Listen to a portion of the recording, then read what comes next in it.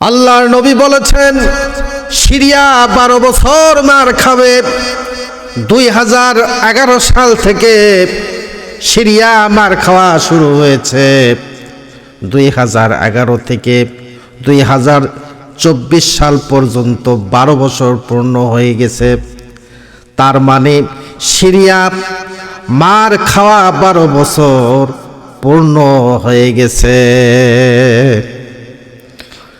ভাইরা আমার, বন্ধুরা আমার, পৃথিবীতে মুসলমানদের যে কয়েকটি গুরুত্বপূর্ণ প্রসিদ্ধ স্থান রাসূলুল্লাহ সাল্লাল্লাহু আলাইহি সাল্লাম বলেছেন, তার মধ্যে একটা হলো সিরিয়া।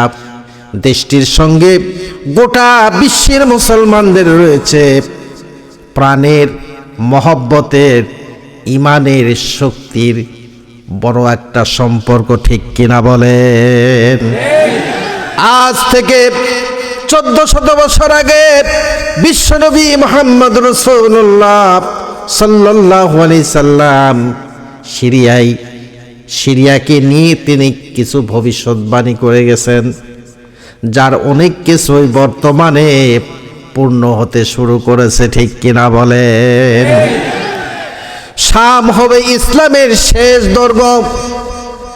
শাম থেকে কিয়ামত পূর্বকালীন ঘটনার শামই হবে কেন্দ্রস্থল, কেন্দ্রবিন্দু। এই সিরিয়াতে হযরতে ইমাম মেহেদী আলাইহিস সালাম আসবেন। পৃথিবীর সকল মুসলমানদেরকে এই সিরিয়াতে একত্রিত করবেন। হযরতে ঈসা আলাইহিস সালাম এসে দাজ্জালকে খতম করবে, দুনিয়ার থেকে বিদায় করে দিবেন। আমার ভাইরা, আমার বন্ধুগণ, আল্লাহ রাব্বুল আলামিন কোরআনে কারিমের মধ্যে বলেন, হুয়াল্লাযী আরসালা রাসূলাহু বিল হুদা ওয়া দীনিল হক লিইয়ুযহিরাহু আলাদ দীনি কুল্লিহি ওয়ালাউ কারিহাল মুশরিকুন। আল্লাহ তিনি তার রাসূলকে পাঠিয়েছেন হেদায়েতের সত্য দিন সহকারে এই পৃথিবীর বুকে। আর সকল মতবাদ, মানুষের তৈরি করা মতবাদকে ছিন্ন করে, সকল মতবাদকে দূর করে সকল মতবাদের উপরে ইসলাম বিজয়ী হবে। ওয়ালাউ কারিহাল কাফিরুন, এতে কাফেররা যত অসন্তুষ্ট হোক, আল্লাহ বলেন আমি আল্লাহ, আমার আসে যায় না। কাফেররা যত অপছন্দ করুক, তাতে কোনো অসুবিধা নাই, ঠিক কিনা বলে?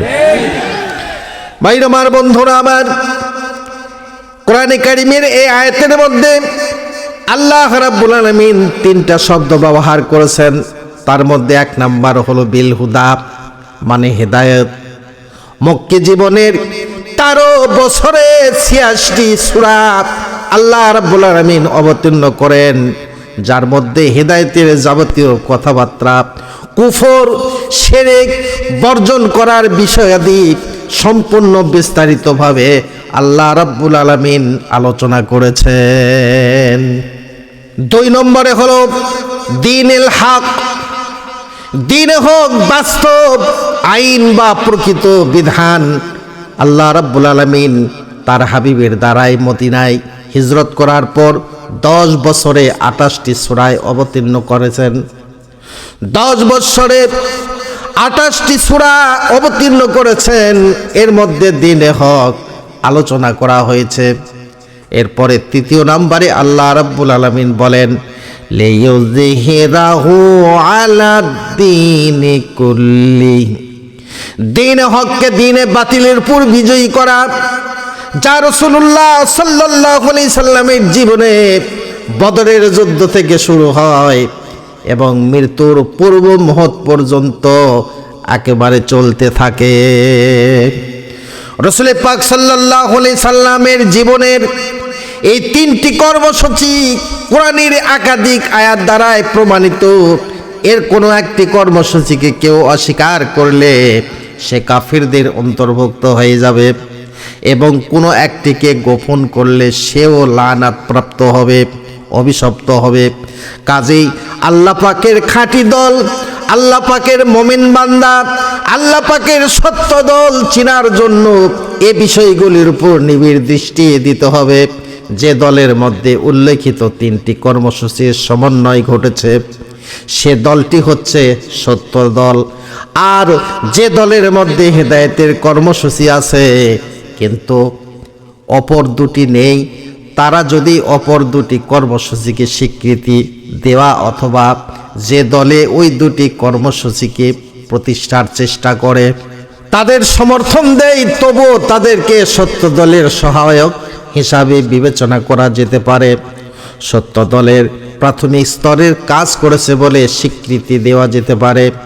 পক্ষান্তরে যদি কোনো দল যারা দ্বীনে হকের সুফল এবং বাতিলের কুফল বর্ণনা করে আর দ্বীনে হক প্রতিষ্ঠার চেষ্টা করে তাদের বিরুদ্ধে ফতোয়া দেয়, তাহলে তারা কোরআনের ভাষায় বিদ্রোহী বা বাগী এবং সত্য প্রত্যাখ্যানকারী।